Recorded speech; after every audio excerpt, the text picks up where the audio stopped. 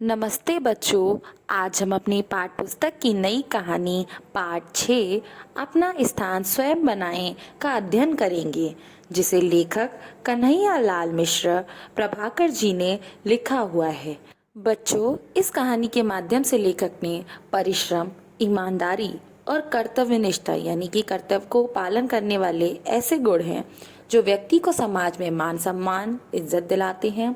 इस कहानी में भी एक युवक मेहनत, कर्तव्यनिष्ठा और ईमानदारी से निजी कार्यालय के चपरासी के पद से राज्य के प्रधानमंत्री पद पर पहुंच जाता है। इसी बात का इस कहानी में वर्णन किया गया है। तो आइए कहानी शुरू करते हैं। एक समय की बात है। एक बादशाह ने अपने मंत्री से कहा, मुझे एक निजी सहायक की जरूरत है। आपकी दृष्टि में कोई हो तो ले आएं, पर इतना ध्यान रखें कि आदमी अच्छा हो।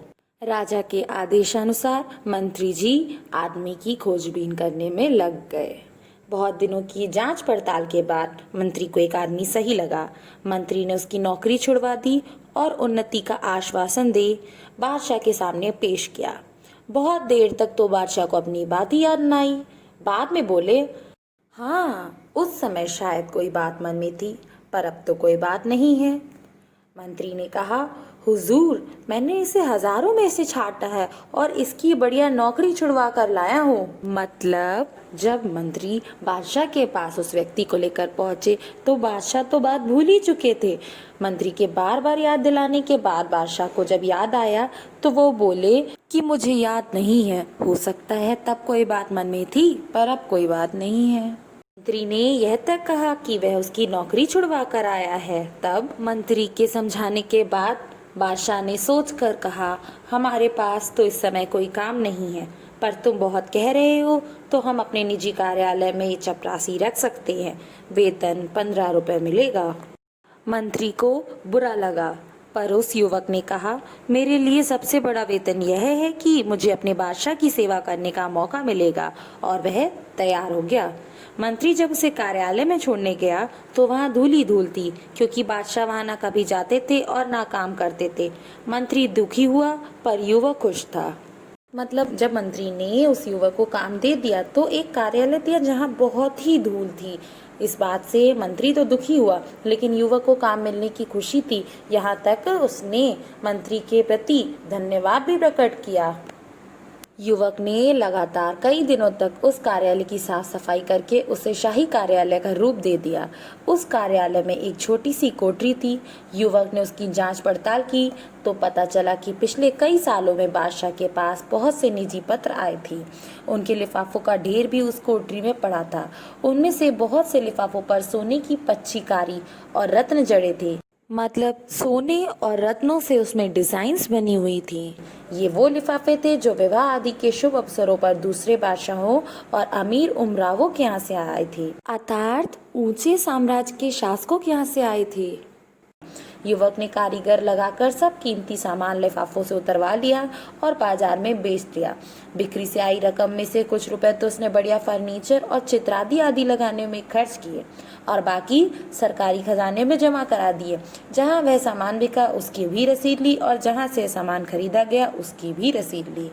इसका मतलब युवक ने अपनी समझदारी के साथ साथ जो भी सामान खरीदा और बेचा उसकी रसीद भी तैयार करी और बचे हुए पैसों को सरकारी खजाने में भी जमा कर दिया। अब वह स्थान सचमुच शाही हो गया। चुगलखोरों ने बादशाह से उसकी शिकायत कर दी कि वह रुपया लुटा रहा है। एक दिन बादशाह गुस्से में भरे वहां आए तो देखकर दंग रह गए। फिर भी उन्होंने तेज आवाज में पूछा, तुमने ये सजावट किसके रुपयों से की? तभी व्यक्ति ने विनम्र स्वर में बोला, यहीं के रुपयों से हुजूर, कहकर रद्दी लिफाफों की कहानी सुनाई और खजांची से गवाही दिलाई कि सामान खरीदने के बाद बचा हुआ रुपया खजाने में जमा किया गया है। बच्चों, खजांची वह व्यक्ति होता है जो सामान के बदले रसीद देता है। बादशाह यह सुनकर बहुत खुश हुए और उन्होंने उस युवक को अपने राज का वित्त मंत्री बना दिया। वित्त मंत्री अर्थात जो पैसों की देखरेख करता है। दूसरे मंत्री इससे परेशान हुए, क्योंकि ना वह बेईमानी करता था ना करने देता था। जो भी मंत्री बादशाह के पास जाता किसी न किसी बहाने उस युवक की शिकायत करता, जिससे कि वह बादशाह की नजरों से गिर जाए। मतलब उसके वित्त मंत्री बनने के बाद बाकी मंत्री उससे चिढ़ने लगे और उसकी बुराई करने लगे, क्योंकि वह ना तो बेईमान था और ना ही दूसरों को बेईमानी करने देता था। इसलिए वह लोग उसे राजा की नजरों में गिराने में लग गए। तभी राजा ने सोचा और एक रात 2 बजे बादशाह ने अपने सेनापति को बुलाकर कहा, हमारे सब मंत्रियों को उनके घरों से उठाकर इस कमरे में ले आओ, और हाँ, वे जिस हालत में हो उसी हालात में लाए जाएं। समझ लो हमारे हुक्म को। अगर कोई पलंग पर सो रहा हो तो उसे पलंग सहित ज्यों का त्यों लाया जाए, और अगर कोई कालीन पर बैठा चौपड़ खेल रहा हो तो उसे कालीन समेत लाया जाए। कोई 1 घंटे में सब बादशाह के बड़े कमरे में आ गए। 8 में से 7 मंत्री नशे में थे। उनमें से कुछ जुआ खेल रहे थे। वित्त मंत्री जी एक चौकी पर बैठे दिए की रोशनी में कोई कागज देख रहे थे। सब मंत्री बहुत लज्जित हुए। बादशाह के आदेश अनुसार सभी मंत्री 1 घंटे में बादशाह के राज दरबार में उपस्थित हुए, और वित्त मंत्री जी एक चौकी पर बैठकर कोई कागज देख रहे थे। उन्हें देखकर बाकी मंत्री बहुत ही शर्मिंदा हुए। बादशाह ने वित्त मंत्री से पूछा, जनाब, रात के 2 बजे किस कागज में उलझे हुए थे? वित्त मंत्री ने उत्तर दिया, हुजूर, दूर के इलाके से इस साल का जो राजकर आया है उसमें पिछले साल से 1 पैसा कम है, इसलिए बार बार देख रहा था कि जोड़ में भूल है या सचमुच पैसा कम है। बच्चों, एक और तो बाकी मंत्री आराम करने में या अपने मनोरंजन को करने में लगे हुए थे, लेकिन दूसरी ओर वित्त मंत्री जी दिए की रोशनी में हिसाब किताब में लगे हुए थे।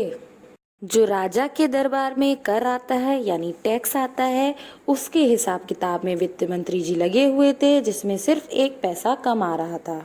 वित्त मंत्री जी की बात सुनकर बादशाह ने अपनी जेब से 1 पैसा फेंक कर कहा, लो, अब हिसाब ठीक कर दो और जाओ आराम करो।